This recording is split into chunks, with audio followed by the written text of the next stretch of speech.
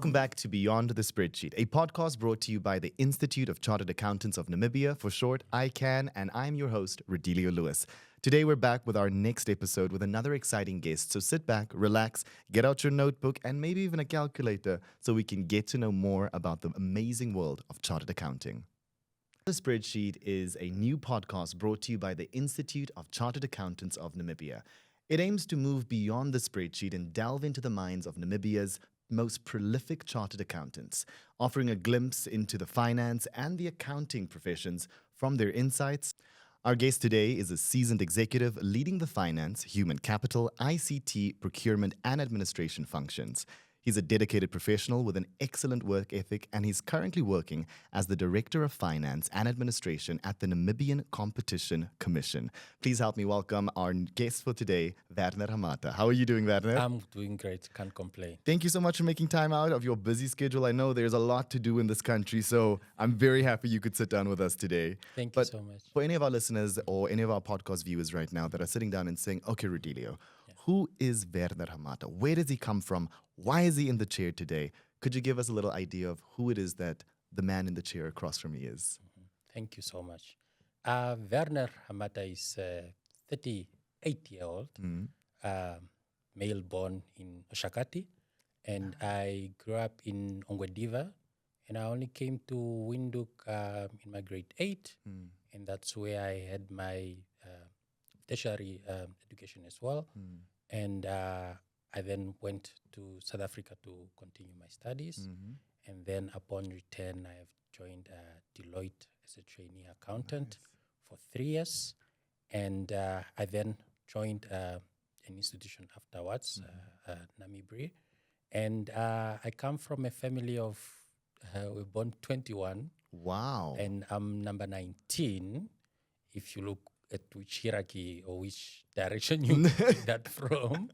I'm a family man, a husband, and a father, and I really enjoy spending more time with my family because I believe that gives me a balance to make sure that I cope during the day, because it's different human beings, different industries, different stakeholders.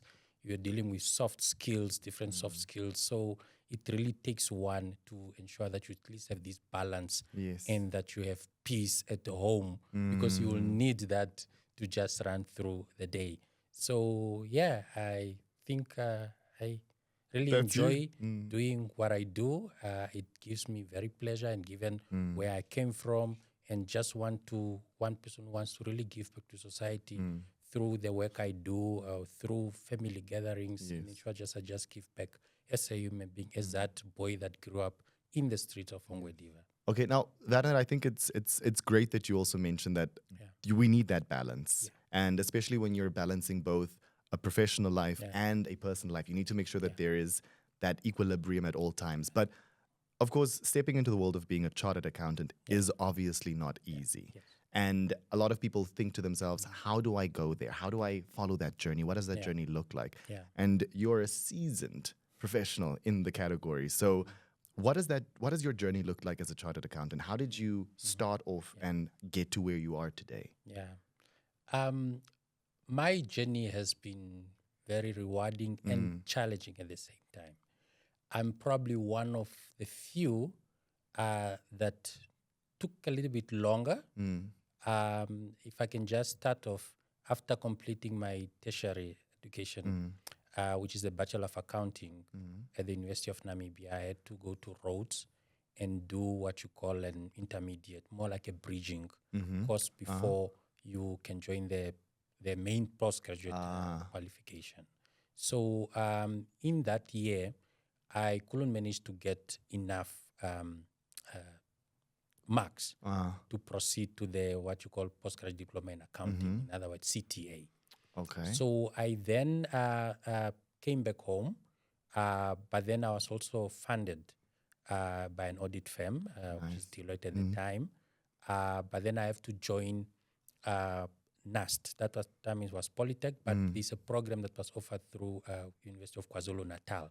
So in that, you literally come on campus 8 to 5, and this is a program that is supported by audit firms, and you literally continue with that curriculum on your own, but there will be tutors that will be assisting you in that process as well.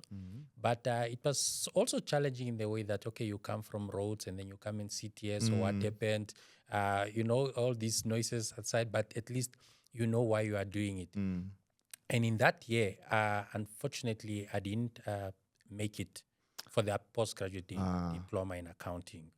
But then the following year, I have to start articles because, the firm paid for you, and you also need to go and fulfill your hours and ensure that you also take on the work, because you need this practical training apart from your academic training.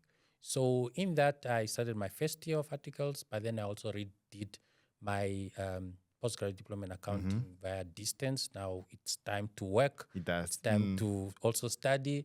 It's kind of difficult to balance that aspect of during the morning and during the whole afternoon, you are work, and then in you have to study. evening, it's another issue of studying. You are exhausted, and being a trainee accountant is not for the faint-hearted. So fortunately, I managed to pass. Yes. And then I proceeded to my second year. But in that period, if I can just put it in a way, that once you pass your CTA, that's your PGDA, you are then given, at the time you're given 5 chances to pass the what you call qualifying exam 1 at the time. Now it's called ITC, Initial Test of Competence. So it so happened that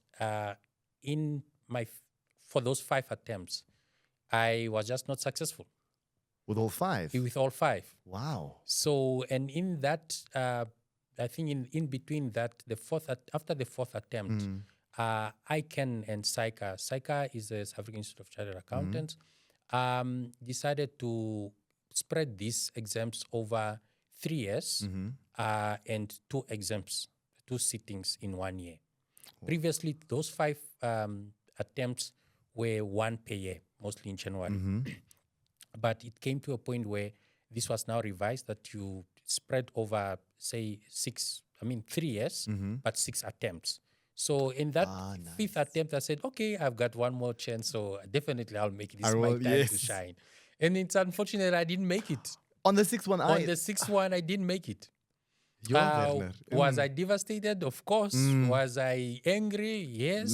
And it was now at crossroads and say, okay, what do I do? Because it's in a way it's saying the postgraduate qualification you had has expired for the purposes of you becoming a CA. Oh, wow. So you need to go and refresh the whole course and everything. Course. Because, you have a time frame, right? Yes. Okay. Yes. So you have the qualification. It's in your name. It's not going anywhere. You can put it on your CV.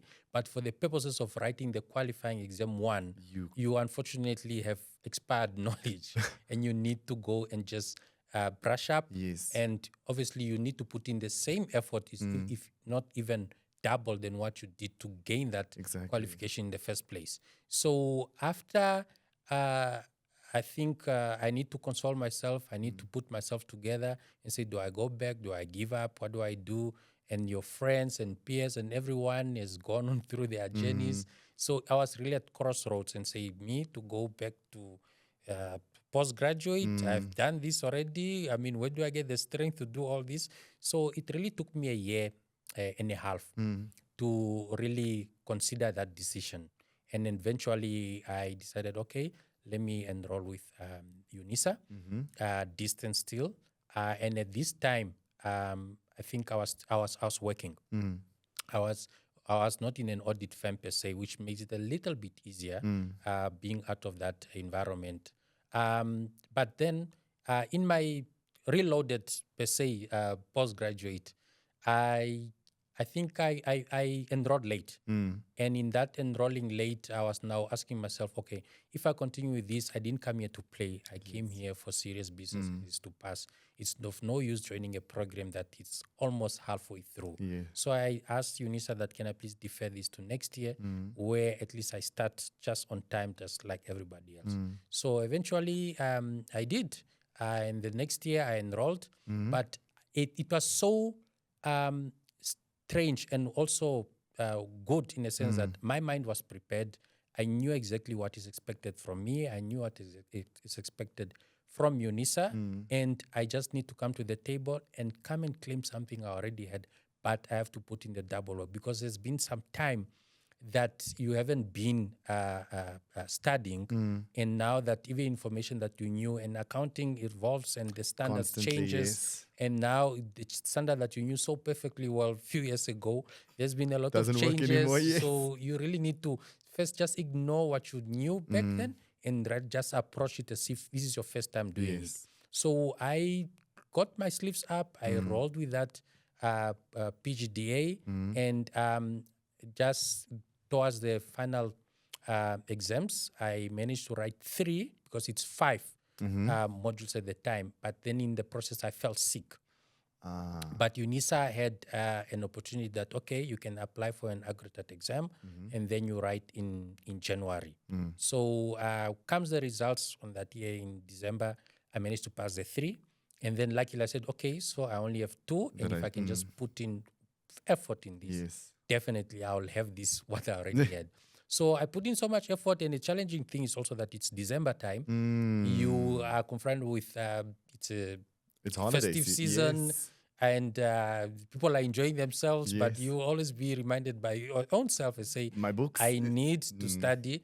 If I really want to do better, I really need to study. So eventually I wrote in January, and then I passed those 2 modules. Brilliant. And then now it's come to the drawing board.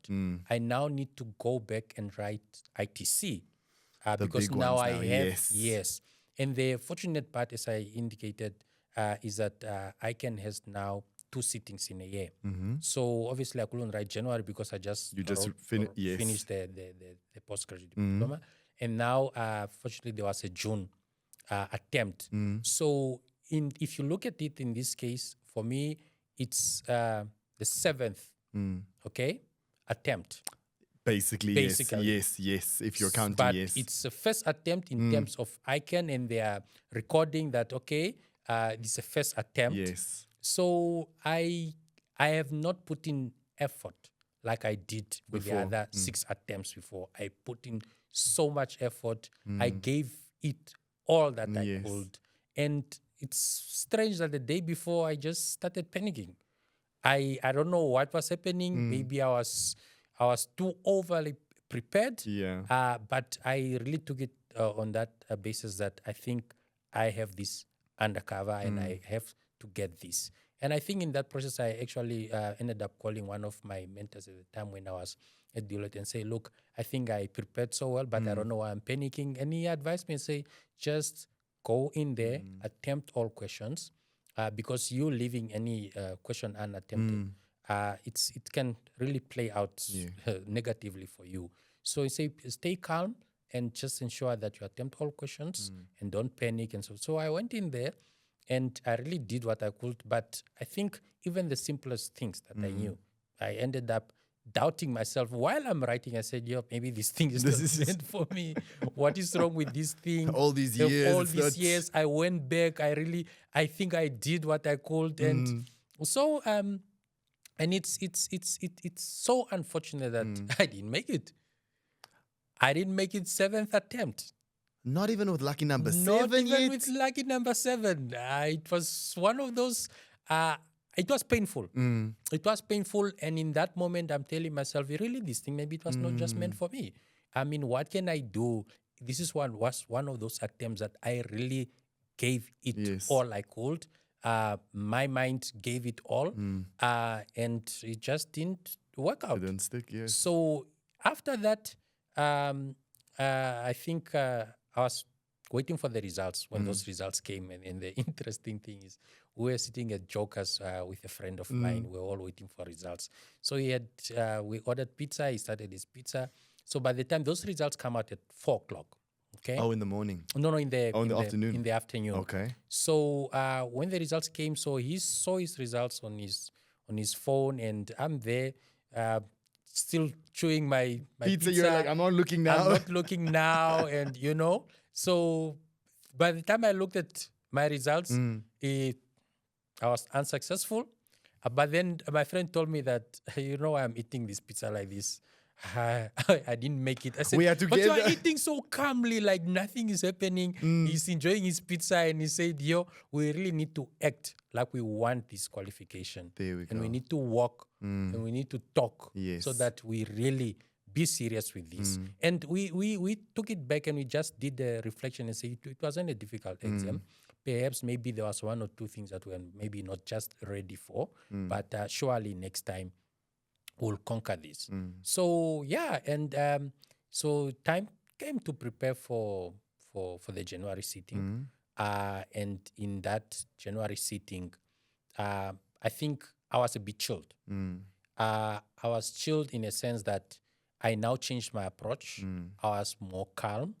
And I said that this one, if I don't get this, I'll have one more attempt. So in that, even before I could write that exam, I've already set up myself that After this one, I'm done.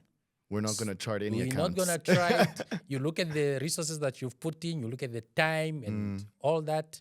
So, yeah, and I gave it my all. And fortunately, when the results came in March, and it was a time of COVID. Those results came at the day when the lockdown was initiated. I still was like remember around the 28th March 2020. So that was on the that time. day, people were still stocking up on food toilet items. papers and everything. Yes, picking up all your things at the office because you now have to go work from from home. home, yes. So in that moment, I was busy. I went to do my shopping.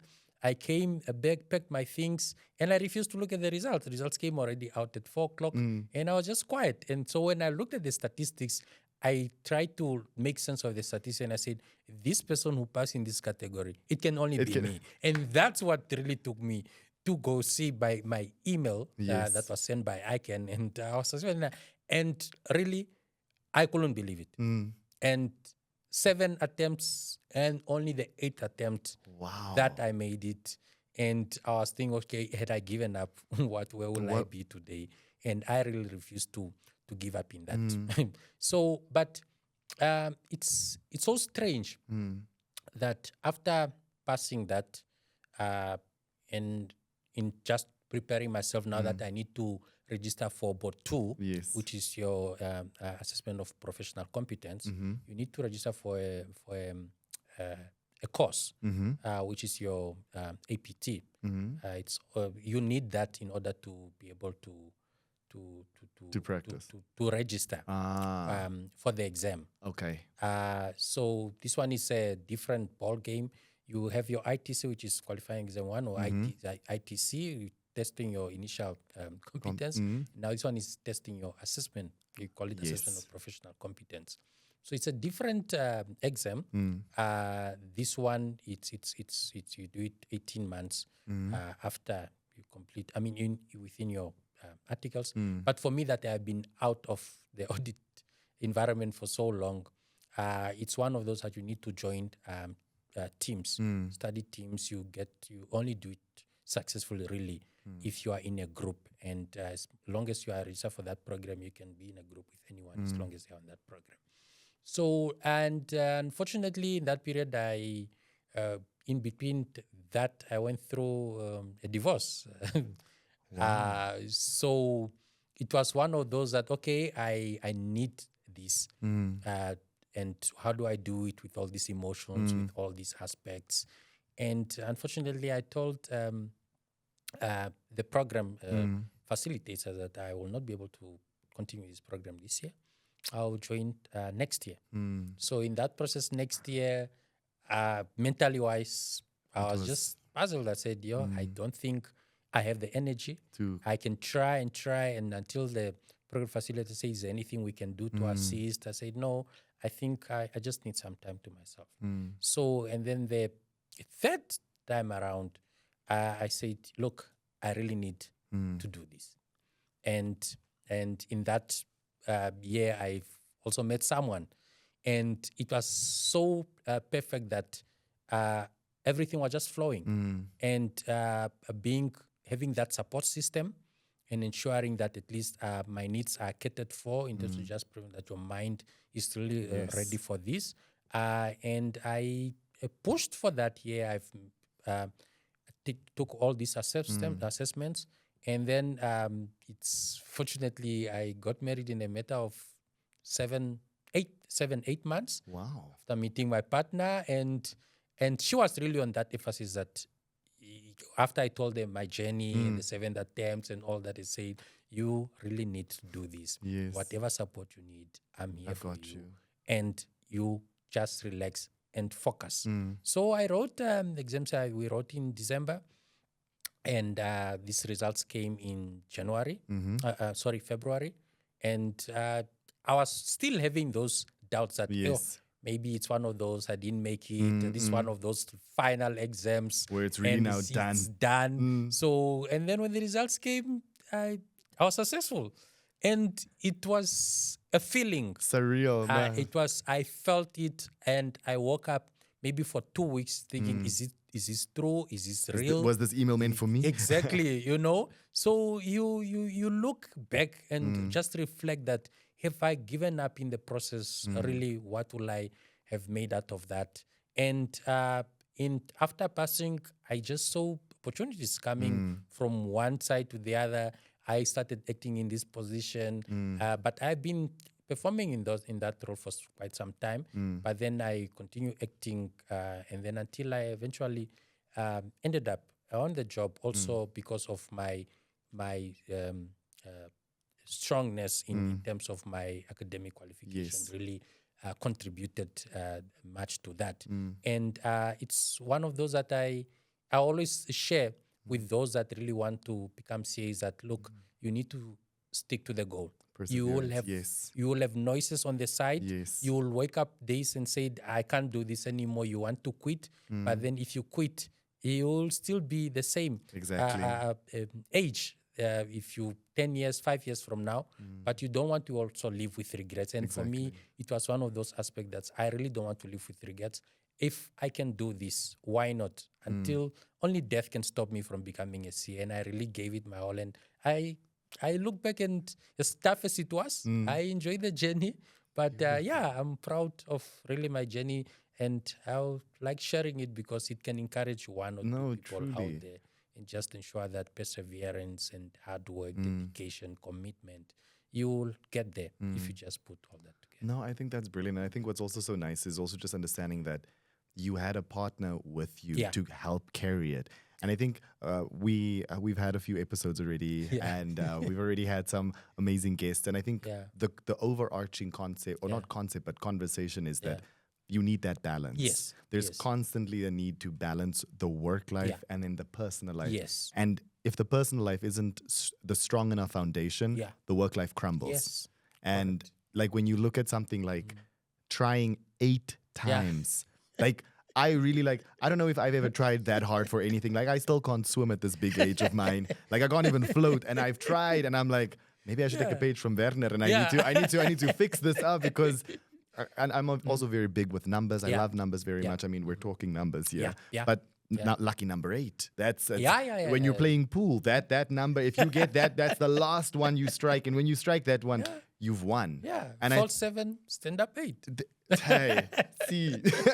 Now, you're of course telling us as well that you've had this amazing transition. Now, of course, we've worked so hard on the academic front, and then we've been in the acting positions to the point where we now actually have our job. But of course, there is a little bit of a transition from the private sector moving into the public sector. Yes. And sometimes we don't understand what that means for us average people who don't understand the chartered accountant world.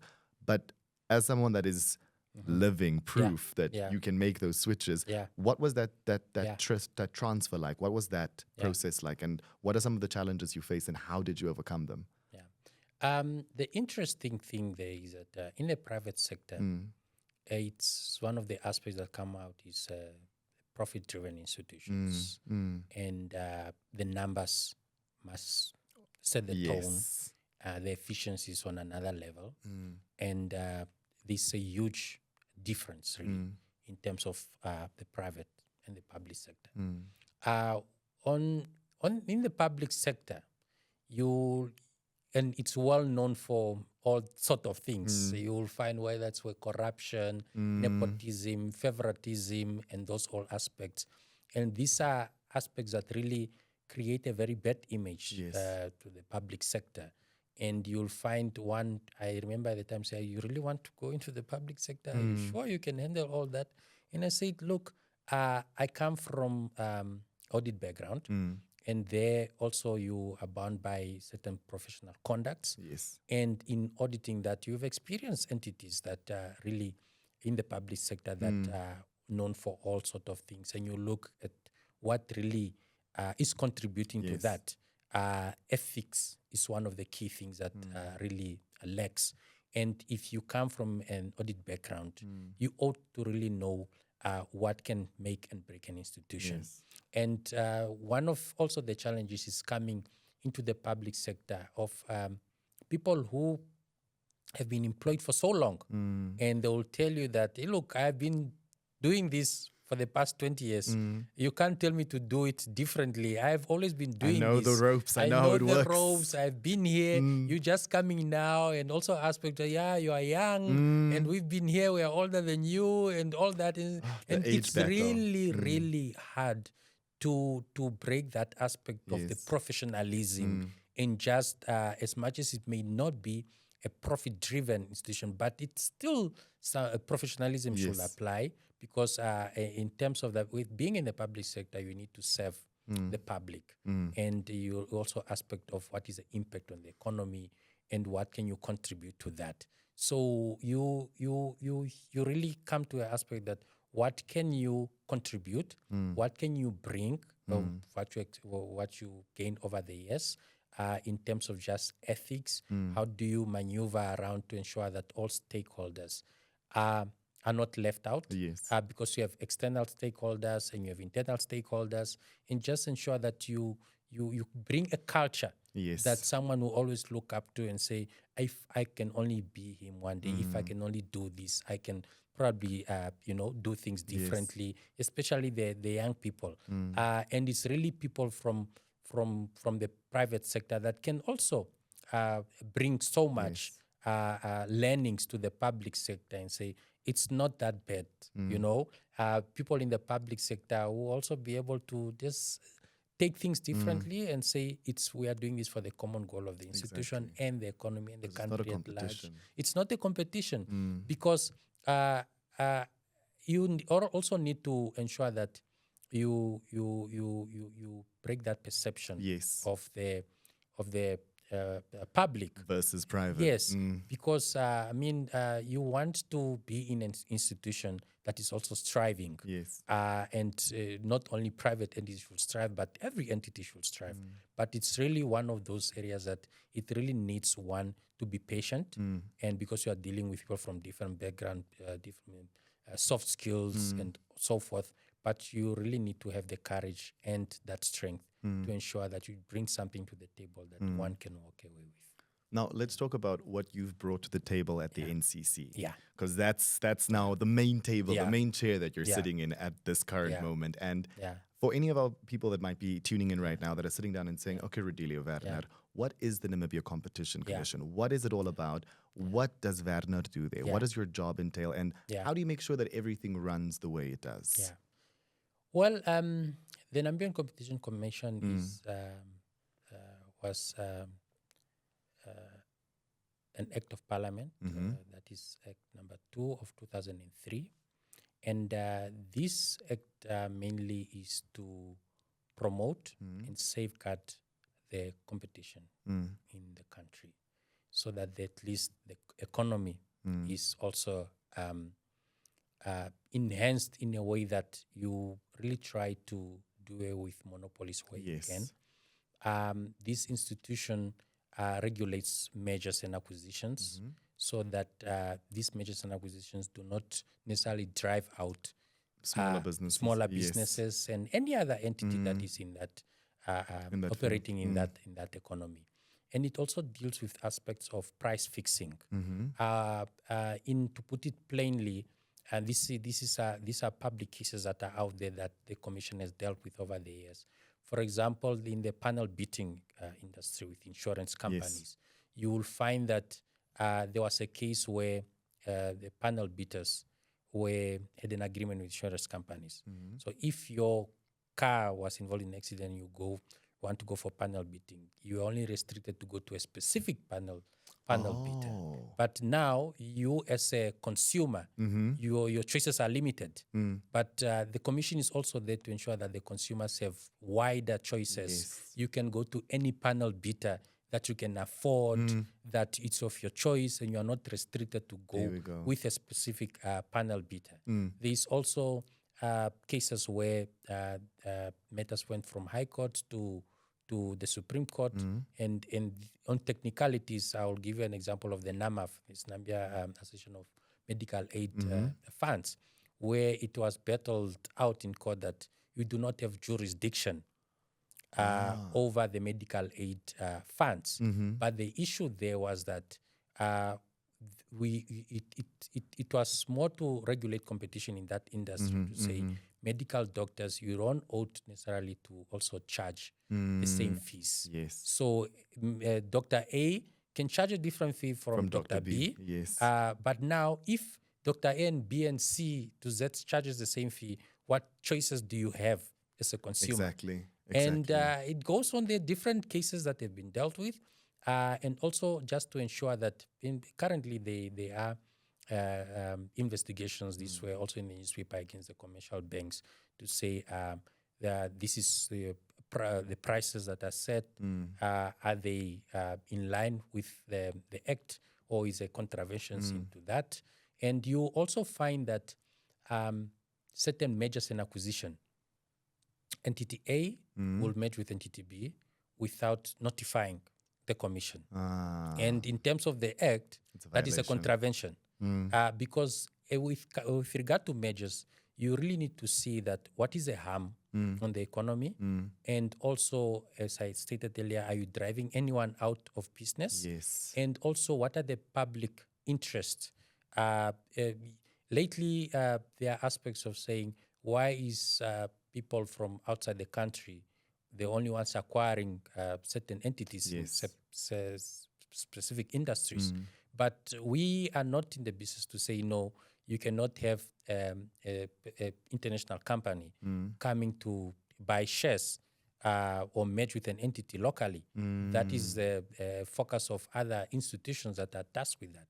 But what we can say, what are the public interest matters that we can convey to those that charge with in those specific industries and the regulators, and say, you may want to look into this aspect. These are the concerns from the public. Maybe you can find ways to address this. But we also now to look into the aspects of I'll give you a practical example of NBL with the Heineken transactions. We need to look into that transaction, ensure that no employee is going to be laid off or lose their jobs in at least 5 years of that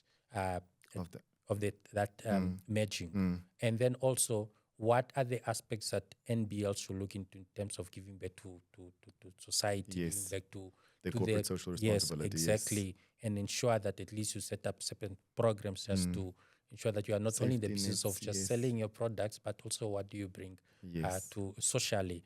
And really, being at the commission and also being a director of finance and administration, I have the scope is wide. You put on your finance cap, you put on your HR cap, your IT, procurement, administration. It's a busy day every day. And you also ensure that in terms of your code of professional conducts, for me, it helps me quite a lot. Because as you know, with procurement, people will try their funny aspects to ensure that they get a tender here, and by bending the rules and so forth, one always has to ensure that you need to put on your ethics. And also every time. It doesn't only apply today or tomorrow, it needs to be there. Always consistency. Yes, because as I stated, you will find things of nepotism and corruption and all that. Now you have the human capital function under you, and nepotism can arise from that function. And then you also have your corruption and just fraud and related items. One of the aspects that I really introduced at the commission was just to ensure that you have controls in those areas that really allow you to perform your functions without really worrying so much, as long as you have controls in place and that you are diversified. You'll be on different platforms, on different committees of different items. You have the IT, you have procurement, and so forth. And in this instance, it so happens that SSCA, the numbers, that one, it's in the system. Yes. You know very well that when you see a figure in this instance, when it doesn't make sense, you can clearly pick up that, look, there might be a problem here. We need to fix this item. And you don't need to be a guru or a mastermind in HR and all that, but you really need to ensure that you promote a conducive environment, because now you are dealing with support functions. If that laptop crashes, you need to sort it out. Yes. The server crashes, you need to sort it out. If employees' benefits are not addressed or you are not attending to them, people can start toying, and you don't want that to affect the operations. And then procurement, if you don't procure certain products and services, the institutions will be affected.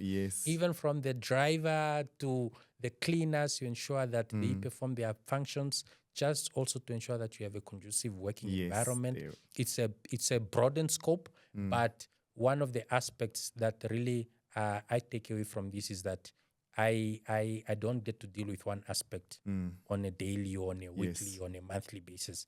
Every day comes with its new challenge, whether it's from finance or IT or procurement. So you must be ready for anything, and you must be able to take on the challenges as they come. And I said it earlier that what really takes me from day one to day two, ensure that I have a balanced life in terms of having that support system at home. And that gives me fuel and energy to ensure that I tackle the next day. And one also needs to have that support system. It's not easy, and really it takes you out of your comfort zone. You have been number, but now you're dealing with HR, you're dealing with procurement and all. Sometimes you even wake up and say, what do I have to do with this? But I enjoy that, the challenges that comes with it, and ensure that at least I make an impact that matters, and ensure that I just bring as much as I can to the table for the benefit of the economy at large. I just stipulated what we really, our functions are involved. And it really wants to also think out of what can you do to the person on the street. I can give you a last example of that, which is really dear to my heart. It was one of those aspects that the commission is dealing with a pharmaceutical society of Namibia. So in this case, we're saying that if you want Panado, it doesn't matter which pharmacy you go to, whether it's in the south, in the north, it's a pharmacies that are 10 close to each other. You'll find the price of Panado the same, irregardless of where you go to. But we are saying that, look, you cannot allow these entities to set the same price, because in our act, that is price fixing in a way, because customers don't have a choice. We only have that one option now. A person on the street who just wants a packet of Panado will, if the markup is, let's say, 50 or 100%, you have no choice. And you'll need to buy that Panado, whether you go to Groove Mall, whether you go to Uis, whether you go to Swakop or Ranjemund, the price is the same. But we're saying give the consumers a choice so that they can say, I'm not going to Groove Mall to buy Panado in Discam. I can just buy it across the road here, which is close to home, and I can even buy it cheaper, which will save me petrol and so forth. But really, it's those aspects that they are dear to someone's heart, and say, what is the impact really on the work that we do and the transactions that we approve in mergers and acquisition and so forth. No, it's amazing. It makes sense, because clearly you and your team have a perfect recipe.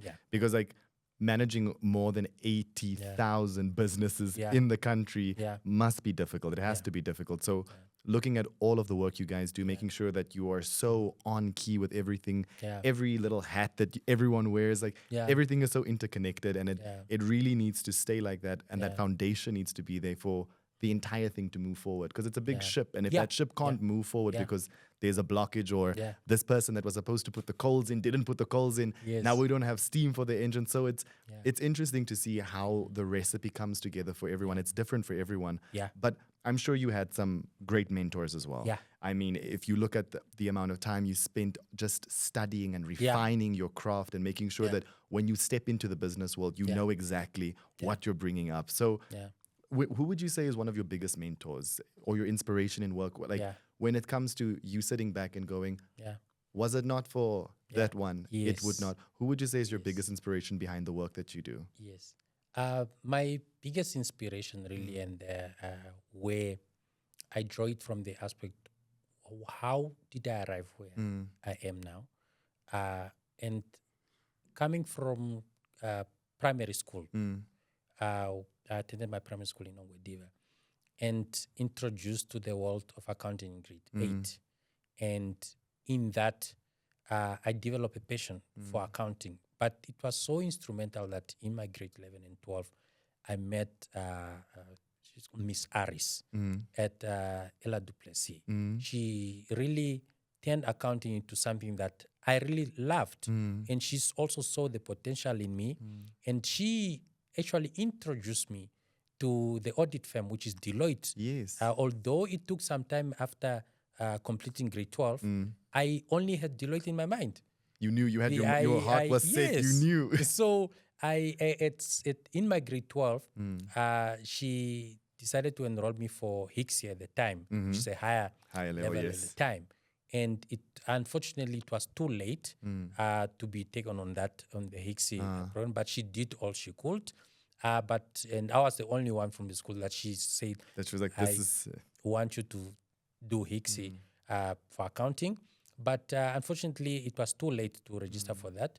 But in the midst, she was looking out for me. She organized an event that I attended at Deloitte just to familiarize what do they do and what can they do to assist and so forth. And every other time when I wake up, even when I was at university, even in those times where it was really difficult to say, I don't think this is meant for me. Yeah. I need to quit. And a voice in me is asking, you need to go and see Miss Harris and tell her that you completed the journey. You are a product. Had it not been for her, had it not been for her being patient with me and just pushing me in the certain directions that I need, I don't think I'll be here today. I don't think accounting would be something that I'll want to look at. I'll probably want to say, but yeah, I tried and I gave up. But every day, and the good thing is that even when she was still teaching in the profession, even afterwards, she still remembers me.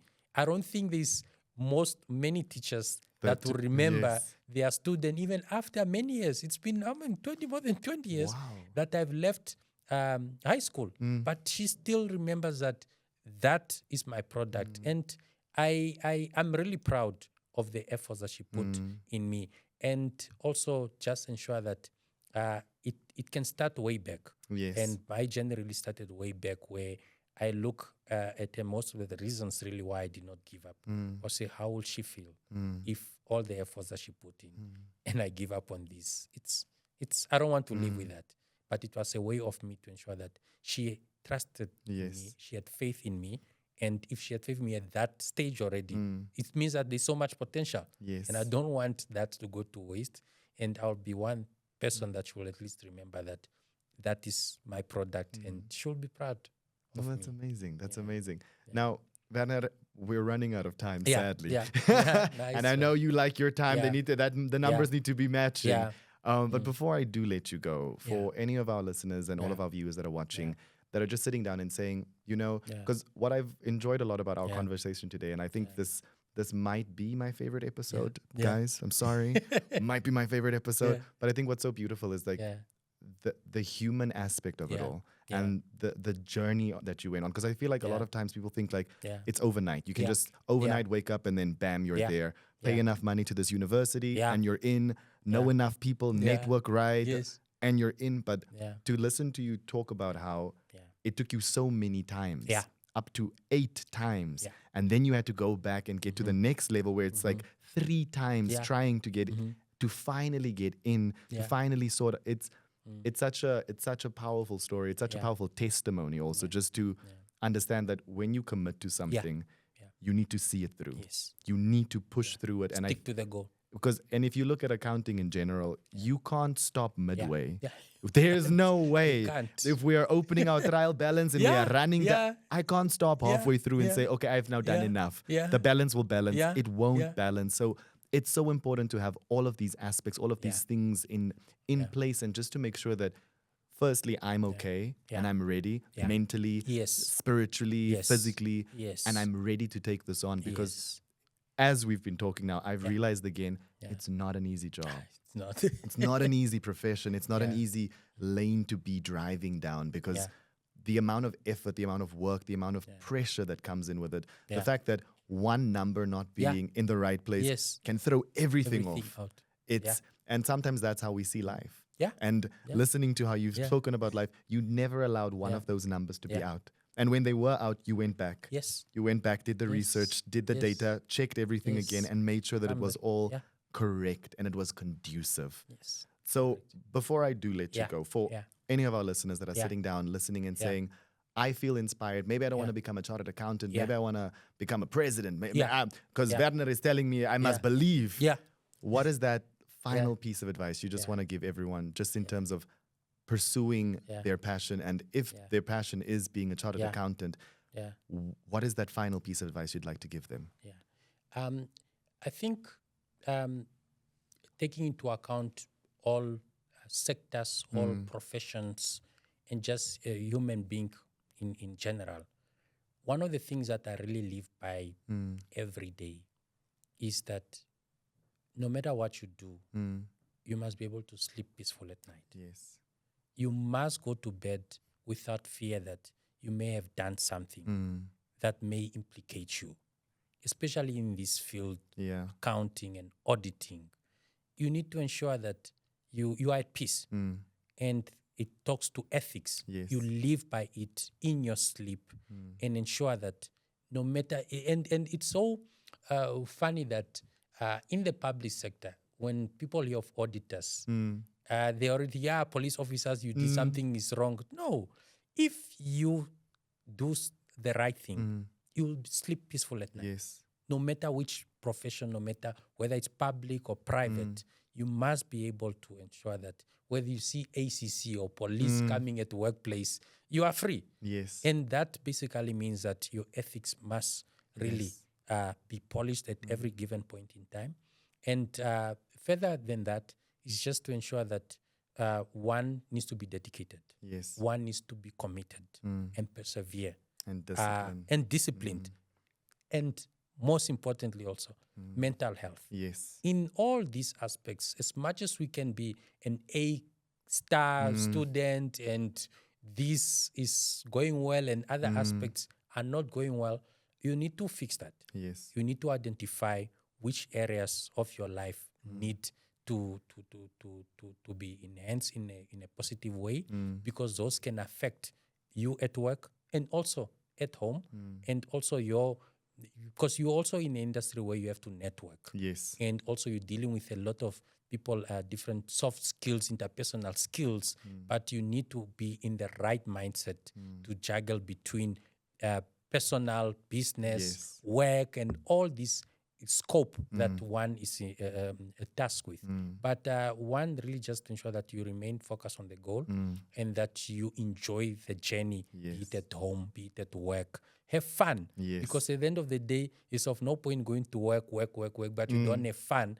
But one should be able to have fun and ensure that you are happy. And it's only that you wake up the next day and ensure that I love what I'm doing, and I need to do. Where you need to do improvements, you do improvements. Where you need to seek guidance, but one should not suffer in silence. And that's the only way that you maneuver in this life. There will be challenges. Yes. It will not be flowers, smooth sailing. sailing. But you really need to ensure that when challenges come, take time, find peace, and ensure that you take them on with the right support, with the right mindset, and you'll excel in all that you do. But never, and for those that are studying, that want to become CAs, it's one fail or one test of 10% doesn't mean that it's the end. Yes. You don't lose focus on the goal. Yes. You need to be a CA, and you must tell whether you like it or not, you must become a CA. Yes. Despite the life detours that you find in there, just ensure that you stick to the goal and find support that will really take you to your next level. Perfect. Werner, thank you so much. Thank you for taking us on such a personal journey also, because I feel like we got a very personal there for a second with you, and I'm like, wow, you really shared some great knowledge. And I think this conversation went from just focusing on accounting itself, but then also understanding that there's so much to life. Yes. And as much as we see accountants as the people that make the money and the things, they're also people. And they're people that really work hard. They're people that really put in effort and time. And I'm so grateful that you could share some of your time and your efforts that you've put in over the years and just share it with us. So from our side, I just want to say thank you so much for allowing us to go beyond your spreadsheets to find out a little bit more about you. But thank you so much, really. It's a pleasure. Thank you. Thank you. That's, of course, the end of our episode for today with Beyond the Spreadsheets. That was, of course, Werner Hamata. You can find out more about him on our social platforms, so be sure to check it out. But for now, catch more of us on all of our platforms. That's YouTube, as well as on all streaming podcast platforms. And if you want to find out a little bit more, you can head on over to the ICAN website to find out about the work they do and how you can get involved too. ICAN, you can, we all can learn more about accounting. So have a great time, and we'll see you in the next episode.